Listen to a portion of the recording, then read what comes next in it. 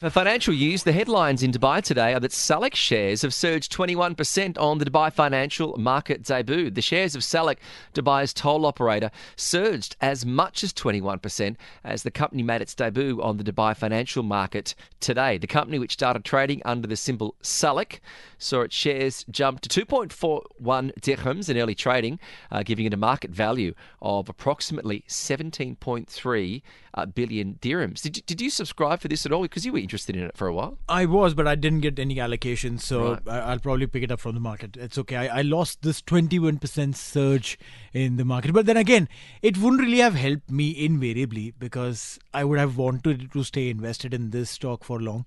I guess this is a little positive hope that one can get that, yeah, it started off well. To get more details on this is Sandeep Jadwani, who is the Head of Investment Advisory at Habib Investment Limited. Thank you very much for joining us on Talk 100.3 again. Thanks, Kitch and Neeil. Very, very, very excited to be here. It's an exciting day today. Not only one, but many, many good things happening, and it always takes two to score. It certainly does. Was the 21% forecast, was this predicted when the Salik shares were listed? Usually, it was predicted because it is one of the companies which is government owned, and they are diluting 25% of that, almost 25 basically on a number basis. It's 24.9%, and it was 49% oversubscribed. So you know that the demand that it has created, a lot of people would be waiting in queue to get it. They've pumped in as much money as they had, and you know what the allocation is. So if you would have subscribed for even say 100,000 dirhams, you would have probably got only 0.4%, which is 400 dirham only. 400 dirhams. So yeah. So it is fantastic, and the reason why it surged up to 40%, up to 2.4 is 20%. It's purely because of the demand. It closed at 10% up, 11% up, which is fair, given that it's a government entity diluting only a small stake.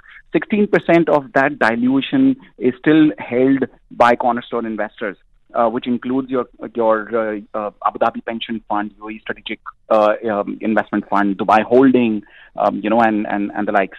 So when you look at the company, it's only been 24.9% that's been sold up. So the government still owns that over three-quarters, 75.1%. And you're saying of that 24.9, 16% are institutional investors? 16% are cornerstone investors. Cornerstone investors. Institutional investors are separate beyond that. Okay. So what's really for liquidation is much smaller amount, and hence the demand is so high. One of the best parts about this is it's a dividend yield stock, which means that it distributes dividends every year. And what Salik has done is they would be distributing 100% of their profits as dividends. And the dividend yield of Salik is 6.7% on the face value. Wow. Okay, which is fantastic, right? It's as Neil said in the beginning that he's a long-term investor. So at times, like last year when interest rates were almost zero, 6.7% is a fantastic dividend yield. No, Today I when think interest it's rates are a higher, brilliant concept, to stay invested, especially in government stocks like these. Correct. And this, Salik is a part of a major campaign where Dubai would see 10 of their government entities being diluted. This is the third of the lot. Diva, which is the utility company, and T-Com, where your offices are based, these are companies that have already been listed. 7 more to go. So it's a good strategic way to give investors a flavor of the government entities and be partners with the government in the growth. No, this is fantastic. Now, tell me something, Sandeep, that for people who now are probably waking up a little late or couldn't really, catch up and get their trading accounts in time for getting the Salik shares, can they now buy these stocks? Are they available in the market to purchase off the grid? Absolutely. It is available at market value, and the trading systems are so fantastic that you can put up your limit orders, right? Okay, depending on what you would want to purchase at, and if at all the market matches that order with someone else who's selling it at your price, okay, the order will get matched and get executed.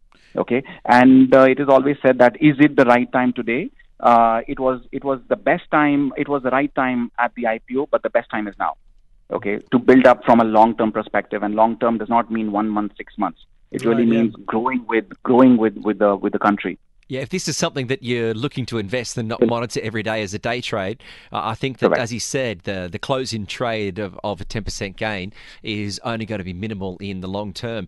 Looking forward, Salik's offering is part of Dubai's plans to list 10 state-owned companies to increase the size of its financial markets. Earlier this year, we saw that Dubai Water and the Electricity Authority, they raised close to 22 billion dirhams from its IPO. Yeah. That was a pretty large public float. As you mentioned just there, do we know what else could be listed as part of IPOs from the Dubai government?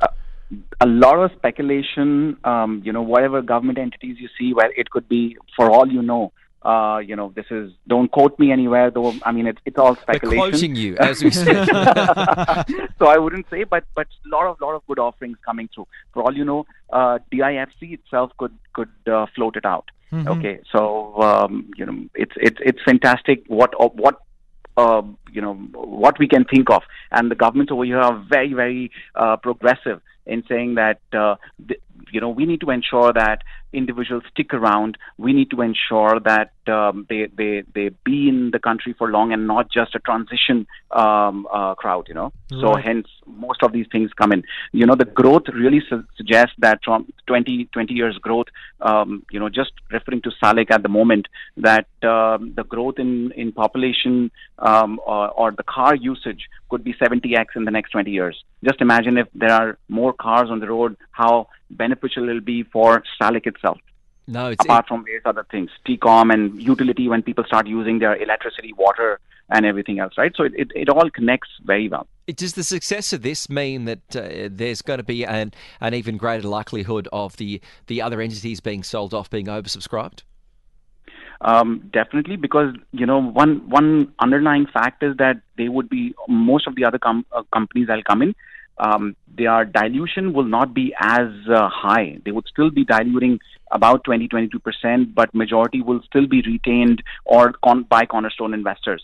Okay. What Dubai or the governments are creating over here is also creating a strategic investment fund that will invest in private companies. They're promoting private companies to get listed.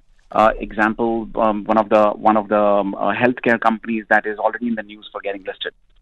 So the whole idea is to make the market capitalization of UAE at $3 trillion. Okay, today we are sitting at almost 3 trillion dirhams. So making it about 4x in the next few years. Well, it's always great to get an insight. It's been certainly an excellent day on the markets for those that were able to get an allotment of shares. Sandeep Jadwani, thank you very much for joining us once again on Talk 100.3.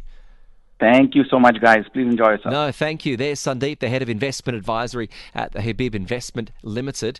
He is a private banking stock and share market expert. And as we said, at one stage, those Salik shares went up 20% on the Dubai financial market before closing at around about a 10% gain. So it's only going to increase the interest when those further entities get sold off. Just makes sense to keep your eyes if you're looking to buy any of these stocks. Because again, while we keep saying and talking about all of these financial advices, please, you should be able to make your own judgment, because trading obviously could possess some risks, and you should be able to put in enough money that you're willing